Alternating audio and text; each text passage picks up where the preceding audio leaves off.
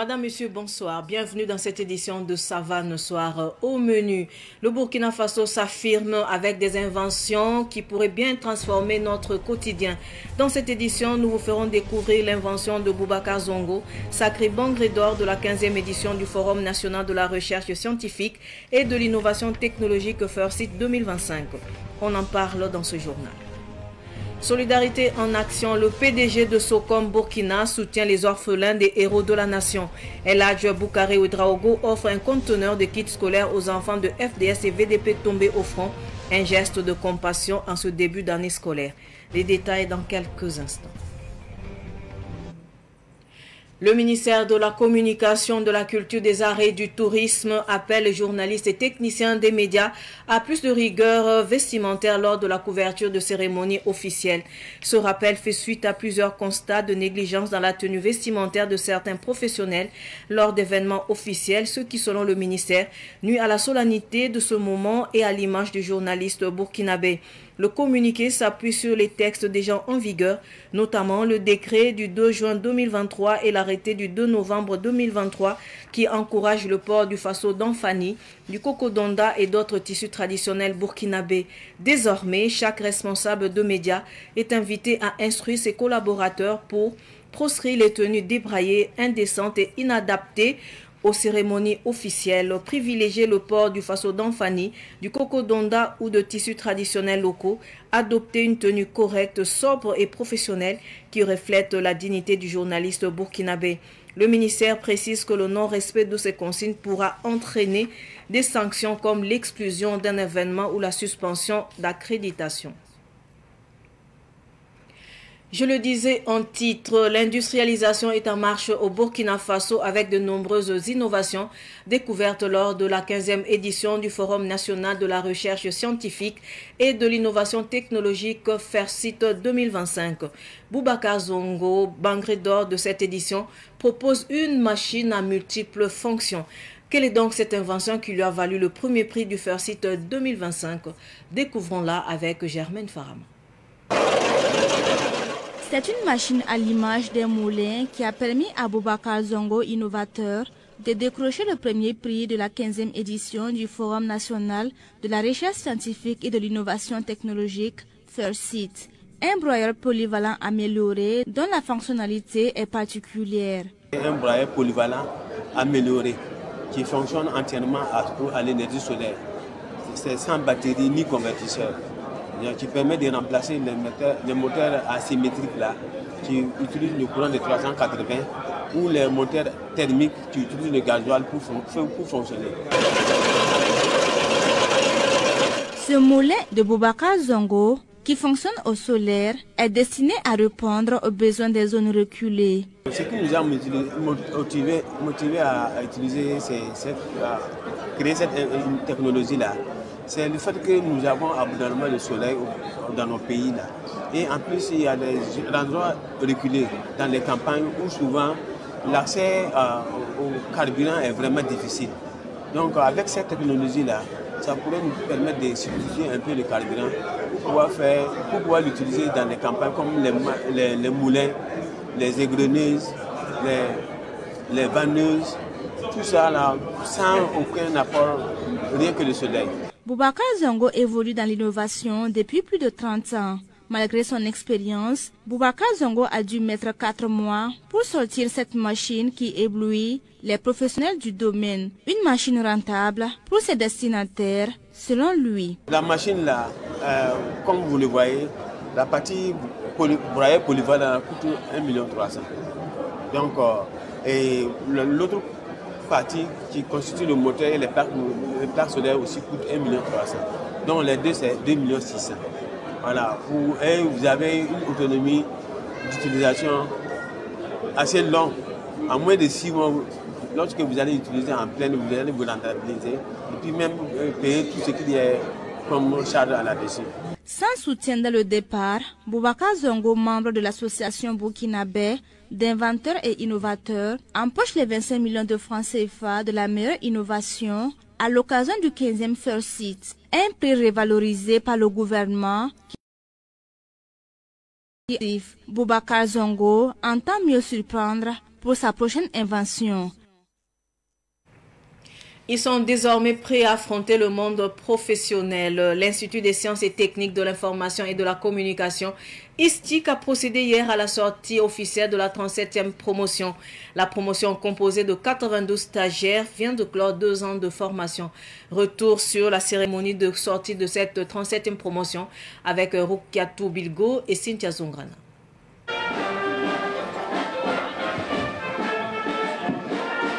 Ce sont au total 92 stagiaires issus de diverses filières de la communication et du journalisme qui ont achevé leur formation de 21 mois pour certains et 24 mois pour d'autres. Après 2 ans d'apprentissage et d'expérience, cette 37e promotion de l'ISTIC ayant pour nom de baptême promotion Yacouba Traoré, en hommage à leur enseignant décédé le 17 août dernier, prend l'engagement de suivre les pas de ce dernier. On a coutume de dire que le buffalo ne saute pas pour que son enfant rentre. Alors, pour porter fièrement notre nom de baptême, promotion Yacouba Traoré, celui-là qui est reconnu comme un baobab du secteur de la communication et de la culture au Burkina, en tant que professionnel de l'information et de la communication, je puis vous assurer de notre engagement pour la promotion de la paix, la cohésion sociale, à travers des productions de contenu responsables. La directrice générale de l'ISTIC, tout en saluant le parcours de cette promotion, s'est dite convaincue que ces nouveaux diplômés sont aptes à affronter le monde de l'emploi. À la question de savoir, est-ce que les stagiaires ayant reçu leur formation professionnelle pendant 2 années dans votre institut sont-ils prêts pour servir la nation? Nous répondons sans crainte par l'affirmative. Durant la formation, en effet, cette 37e promotion, elle a su faire preuve de discipline, d'abnégation au travail, d'assiduité aux enseignements et de culture de résultats. Ayant présidé la cérémonie, le ministre en charge de la communication a pour sa part exhorté les nouveaux diplômés à mettre leurs compétences au service du peuple burkinabé dans un contexte où la communication joue un rôle central dans la cohésion sociale et la construction de la paix. Chers lauréats de la 37e promotion, l'ISTIC vous a jugé digne d'entrer dans le cercle exigeant des professionnels de l'information et de la communication. À partir d'aujourd'hui, votre savoir devient un outil de responsabilité et de transformation et devra être un engagement constant à toujours servir la nation avec loyauté et patriotisme. La remise de cadeaux aux différents majors de chaque filière, ainsi qu'aux différents parrains, et la passation du fanion à la 38e promotion ont officiellement mis fin à cette cérémonie de sortie de la 37e promotion de l'ISTIC.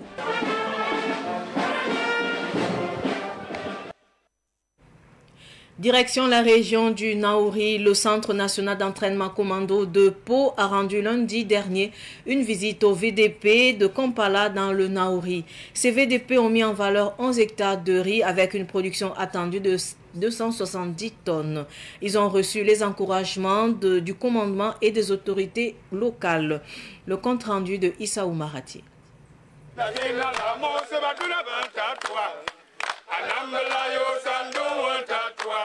Le Centre national d'entraînement commando, ancien centre d'entraînement commando et de formation aux opérations spéciales, rend visite à ses volontaires pour la défense de la patrie de Kampala dans la commune de Pau. Objectif, encourager ces VDP qui, en plus de leur mission de sécurisation, travaillent la terre pour nourrir leur communauté et leurs frères d'armes. Encadrés par le Sénèque, ils ont cultivé à eux seuls 11 hectares de riz. On a fait un bas-fond du riz, mais c'est bien donné. Donc, je veux remercier au commissaire et puis nos coordinateurs qui sont là, monsieur le capitaine. En tout cas, puis le chef d'État aussi nous a aidé à donner 20 hectares. En tout cas, on a plus fait 9 hectares qu'on n'a plus fait. Donc, c'est pour ça que je suis content ce matin pour remercier tous les aides que le commissaire nous a aidés, puis le village nous a aidé à faire là. En tout cas, je suis tellement content. C'est bien donné. On peut avoir 270 tonnes comme ça. On croit à Dieu qu'on peut avoir ça. Parce que le riz est bien donné. Donc, en tout cas, on est au courant que si Dieu nous aide, on peut gagner ce qui est arrivé comme ça. Le capitaine Abbas Niampa, représentant du commandement du Sénèque, félicite ses volontaires pour leur courage et leur esprit d'initiative. Il souligne que les tonnes de riz récoltées serviront directement à soutenir les combattants dans leur mission opérationnelle. Il faut dire que depuis l'année passée, on a lancé la production avec les VDP, mais particulièrement pour cette année, on a mis vraiment l'accent sur le riz et l'haricot. C'est ce qu'on consomme réellement sur le terrain. Et cette production va nous permettre de préparer nos phases d'engagement et aussi nos phases de préparation opérationnelle. L'objectif, c'est de pouvoir rendre les VDP productifs. Et il faut dire aussi que cette année, particulièrement pour le groupe de Kampala, on a eu à produire sur 11 hectares, au total sur 20. Et je pense que l'année prochaine, là, on va essayer de doubler la production. À ses côtés, le haut-commissaire du Naouri salue à son tour le travail des VDP et promet de relayer leurs doléances pour améliorer leurs conditions de travail. On tenait à vous dire vraiment merci de vive voix pour avoir accepté de prendre les armes pour protéger d'abord votre pays et pour avoir accepté à un moment donné également donner une partie de votre temps à produire, à faire de la production. Voilà, à produire du riz. Et 9 hectares de riz, ce n'est pas petit. Vraiment, c'est à saluer. Et comme vous-même vous l'avez déjà souligné, vous voulez aller au-delà. Et nous, à notre niveau, on prend l'engagement de vous accompagner pour que vous puissiez atteindre l'objectif que vous êtes fixé. C'est-à-dire l'exploitation des 20 hectares en plein temps. C'est-à-dire que ce soit en contre-saison, que ce soit en saison hivernale. En tout cas, nous n'allons pas hésiter. Voilà. Et en tout cas, les résultats sont là. Cela prouve que vraiment, vous êtes donné à fond. Cette visite du Centre national d'entraînement commando illustre l'esprit de cohésion et de solidarité entre la hiérarchie militaire et les volontaires unis pour la défense du territoire et le développement du Burkina Faso.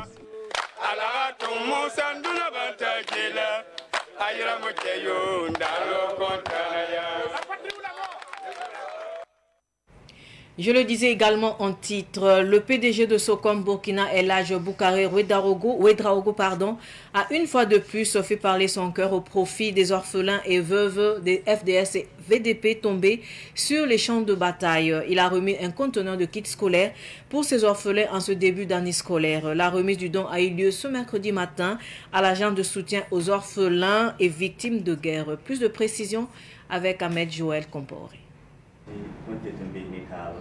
C'est avec un conteneur de fournitures scolaires composé essentiellement de 103 cartons de 100 pages, 334 cartons de 200 pages, 100 cartons de 50 pages que le PDG du groupe Socom Burkina offre aux veuves et orphelins des forces combattantes tombées sur le champ d'honneur. Ces kits scolaires sont destinés aux orphelins pour leur permettre d'entamer l'année scolaire en toute quiétude. Vous savez très bien que les parents sont tombés dans les champs d'honneur pour la patrie. Et en tant que Burkinabé, en tant que fils du pays, nous devons essayer de faire de telle sorte pour que les enfants ne se disent pas que voilà, ils ont perdu les parents. Raison pour laquelle on s'est dit qu'il est bien de faire ces dons pour faciliter à leurs mamans et à leurs frères. Le bienfait n'est jamais perdu. Nous sommes ensemble et on est en train de lutter pour que la quiétude et la paix reviennent au pays. Raison pour laquelle on est en train de passer cet acte pour faciliter et aider à ceux qui n'arrivent pas à joindre les deux bouts. Ce matériel scolaire a été remis à l'agence de soutien aux veuves, orphelins et victimes de guerre pour le directeur général de l'ASVOVIG. Ce don arrivera à bon port. C'est vraiment avec une grande joie que nous recevons ce don très important, comme vous l'avez dit. C'est vraiment un appel à une solidarité encore plus croissante et une solidarité agissante. Et comme vous le savez, la scolarisation ou le parcours éducatif, c'est un travail vraiment sur la durée. Ça assurer à ce que les enfants puissent aller depuis le préscolaire jusqu'à l'université. Ça demande vraiment du temps et une action coordonnée de toutes les structures. À la fois, l'État a mis en place un certain nombre de mesures, mais tout ce qui est comme appui, que ce soit en nature, en espèces de la société de façon générale, vient conforter pour que ensemble nous réussissions tout cas cette mission de soutenir les familles de nos héros pour que les enfants puissent continuer à étudier et à contribuer plus tard à bâtir la nation. L'agence de soutien aux veuves, orphelins et victimes de guerre remet une attestation et un trophée au groupe Socom Burkina en guise de reconnaissance. Contribution à l'initiative Faso Mebo, le PDG de Savon Aïcha, de Confo King et des Chic Hôtel offre 160 tonnes de ciment et 150 tonnes de granit et d'autres produits d'une valeur de plus de 25 millions de francs CFA à Faso Mebo dans la cité du Cavalier Rouge. La remise du don a eu lieu hier à Koudougou dans la région du Nando. Abdoulaye Kinda nous en parle. Les opérateurs économiques de la région du Nando se bousculent pour la contribution à l'initiative présidentielle Faso Mebo. Juste après la contribution à hauteur de 30 millions de francs CFA de Rajan Nabapoulma, le PDG des Savons Aïssa, Confo King et des Chic Hôtel répond à l'appel du capitaine Ibrahim Traoré. Nous, on est contents de participer. Avant nous, on ne connaissait pas ça. Mais Dieu merci, grâce à notre président, qui est un président dynamique, et président qui veut le bon pour le Burkina, donc et il a envoyé les idées vers moi. Nous, les fils du pays, on est obligé de l'accompagner. Il donne 160 tonnes de ciment, 150 tonnes de granit, 1000 moules à pavé et bien d'autres produits d'une valeur de 25 300 000 francs CFA. J'ai apporté 160 tonnes de ciment et 150 tonnes de granit, de riz et des spaghettis, voilà, et des autres choses. Voilà, donc c'est un peu beaucoup, donc je ne peux pas citer ça en tête. Moussa Bassia, un fils de la province de la Sicile, apporte aussi 10 tonnes de ciment. Grâce à presque tout le monde, donc c'est à cause de ça que je suis venu pour donner dans mon moyen aussi. J'ai donné 10 tonnes de ciment. Plus de tout le monde n'a qu'à penser à ça pour venir. Même si une seule sac, la personne vient donner, ça donne aussi, ça remonte. Le PDG des Chic Hôtel a aussi invité la population à se mobiliser autour de Faso Mebo. Tout le monde sait que c'est une bonne idée que notre président a donnée. Donc je veux que tout le monde essaye de contribuer ce qu'il peut faire. Même si c'est 5 francs, ce que tu peux contribuer. Voilà, même si c'est la force physique ou ton nature, même si c'est un peu. Voilà, donc ça veut dire que tu as participé à la construction de notre cher pays. Le PCA de Savane Média, qui était présent lors de ce don, a salué l'engagement des opérateurs économiques de la région du Nando pour le développement de la région et du Burkina de façon générale. Tout autre sujet à présent, en prélude à la célébration des 25 ans de vie culturelle et artistique du pasteur Paul Kouda, prévu pour le 6 décembre prochain. Une conférence publique a été animée à l'endroit de ses fidèles. C'était à l'église des Assemblées de Dieu de la zone pilote de Ouagadougou au quartier Paglaïri dans l'arrondissement 12. Le point avec Samuel Moko. Cette conférence inaugurale des festivités des 25 ans de vie artistique et culturelle du pasteur Paul Kouda le 6 décembre prochain s'est déroulée sous le thème « La finalité et l'importance de la culture et des arts dans l'Église ». Pour le pasteur, écrivain et poète, il faut revoir la définition attribuée au terme « culture ». Si culture égale rituel et rituel égale ancêtre, ça veut dire que face au rituel, bon, si moi je ne suis pas partant, finalement c'est comme je suis contre les ancêtres. Alors il faut que la définition soit revue de telle sorte que les rituels soient un élément de la culture, un trait culturel. Le rituel est un composant de la culture. Tout comme il y a d'autres traits qui constituent la culture et l'identité africaine. À l'occasion de la célébration du 25e anniversaire de vie artistique et culturelle le 6 décembre prochain, le comité d'organisation est à pied d'œuvre pour présenter un programme des festivités. Emmanuel Belem est le président du comité d'organisation. Alors nous commençons la matinée à 8 h avec une exposition, bien sûr avec ses œuvres, des œuvres qu'il a eu à faire durant ses 25 ans. Après quoi nous allons avoir une phase d'aérobic.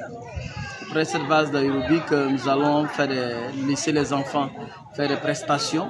Pour conclure sa conférence, le pasteur Paul Kouda a exhorté les uns et les autres à poursuivre les réflexions sur la notion de culture. Zaktouli, un quartier situé à la périphérie ouest de Ouagadougou, va vibrer au rythme des traditions et coutumes. Un rendez-vous annuel qui célèbre les valeurs culturelles, la diversité ethnique et la transmission des valeurs ancestrales à la jeune génération. La 6e édition des Journées des cultures et traditions s'ouvre demain jeudi sur le terrain de Zaktouli. Sibino Kelsey a rencontré le chef de Zaktouli, Naba Kaungo.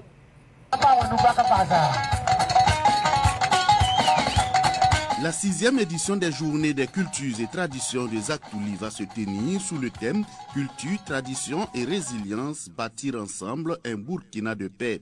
Elle vise à promouvoir les savoir-faire locaux, renforcer l'unité entre les différentes communautés et valoriser le patrimoine culturel de Zaktouli. Pour le promoteur Naba Kaungo de Zaktouli, ce rendez-vous est un cadre de transmission des valeurs ancestrales à la jeune génération.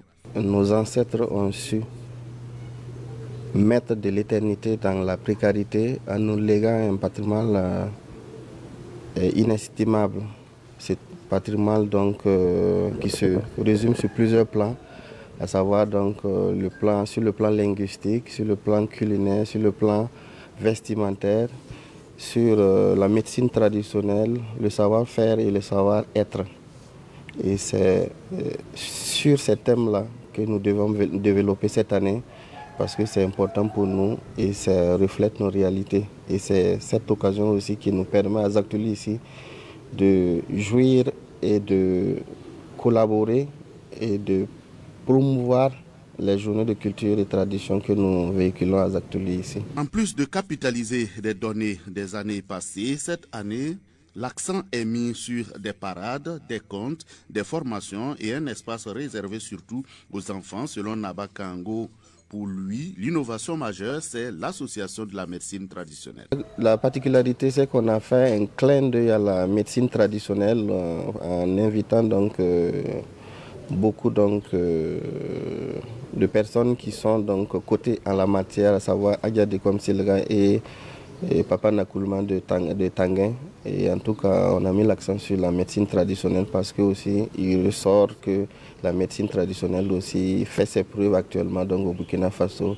Et nous avons tenu donc à les valoriser donc, sur le site et pendant les 4 jours.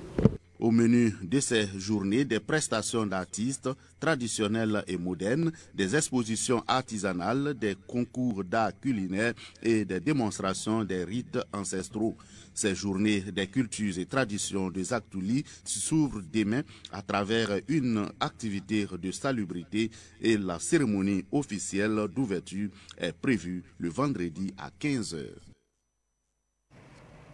Actualité sportive de cette édition, la 3e édition d'Orange Football a connu son apothéose le 27 octobre dernier sur le terrain de Yéguéré à Bobo-Dioulasso. Retour sur la finale de cette compétition organisée par Orange Burkina avec Nongasida Thomasondo de Savane Media Ouest. La finale a opposé l'équipe locale légende team de Bobo-Dioulasso à les Pro FC de Kaya. Une confrontation intense et pleine de suspense. Après un match acharné, c'est finalement l'équipe de Kaya qui va s'imposer à l'épreuve des tirs au but.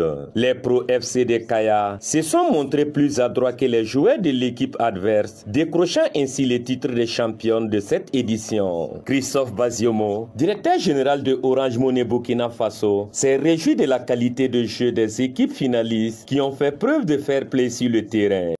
Aujourd'hui, en regardant le match entre Bobo et Pikaya, j'ai été vraiment impressionné par la qualité du jeu parce que c'est vrai que ça fait 3 ans qu'on a commencé. On voit qu'au fur et à mesure qu'on avance, le jeu commence à prendre et on voit que ça commence à se serrer. Voilà que l'objectif aujourd'hui. qui était de prendre la coupe. Les deux équipes ont fait de leur mieux, mais il fallait aller au tir au but, ce qui a départagé ces deux équipes. Vraiment, je salue les joueurs par rapport à leur qualité du jeu qu'ils nous ont fait découvrir ce soir. Les distinctions et prix remis à l'occasion de ces tournois constituent non seulement une motivation supplémentaire pour les jeunes footballeurs, mais aussi une reconnaissance de leur engagement dans la pratique du football au Burkina Faso. Orange Football s'inscrit selon les premiers responsables en droite ligne des engagements de la société Orange Burkina Faso aux côtés de la Fédération burkinabé de football, dont elle est le sponsor officiel. Chaque année, nos équipes font preuve du talent que regorge le Burkina Faso en termes de football. Et il était de bon ton pour nous, Orange, en tant que sponsor officiel de la Fédération burkinabé de football, d'accompagner le football dans les villes.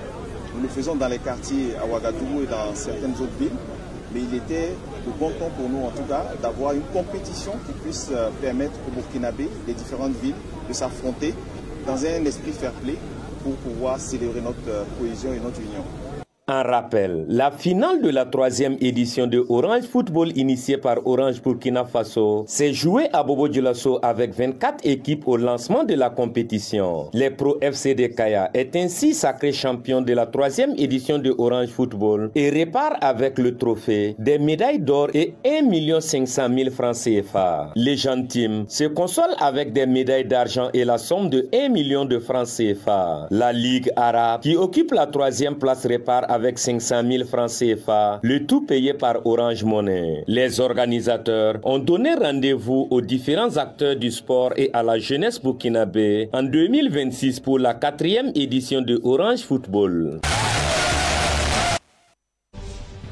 Ainsi s'achève cette édition d'information. Merci de votre fidélité au programme de Savane TV. Au revoir.